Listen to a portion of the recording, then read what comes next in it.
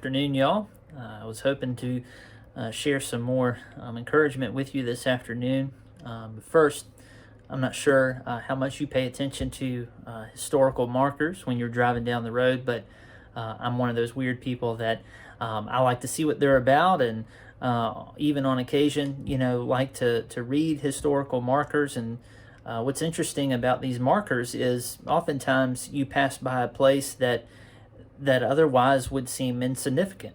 It would just seem like a field off to the side of the road, or some, building that maybe from the outside or from the road doesn't seem like it would be that special. But there's this historical marker there that lets you know that something significant, something interesting happened right here. And so you may pass by and think, well, there's nothing special about that place. There's nothing special about that open field or that plain looking building, but that marker tells you, hey, pay attention. This is something interesting that is going on here.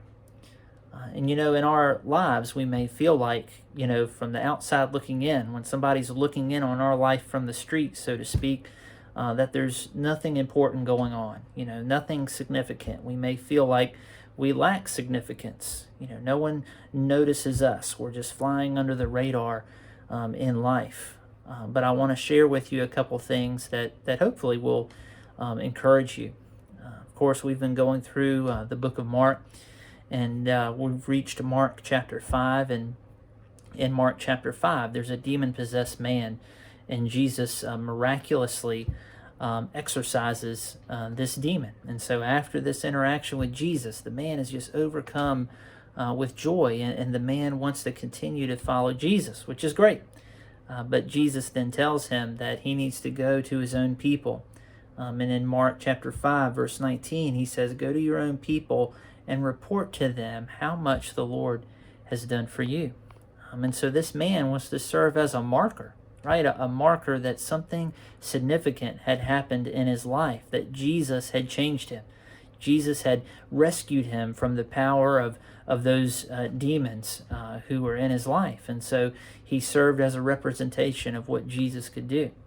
And it reminds of Psalm 71, verse 7, where David says that he stands as a miraculous sign for others, and that God is his refuge. And so when you turn your life over to Jesus, when you choose to follow him, you serve as a marker. You are a sign of the miraculous. You are a marker of all that Jesus can do. And so next time that you're feeling like, I'm not significant, I don't matter, there's nothing special about me or nothing special going on in my life, remember that you are a sign of the miraculous. You are a sign of all the great things that God can do.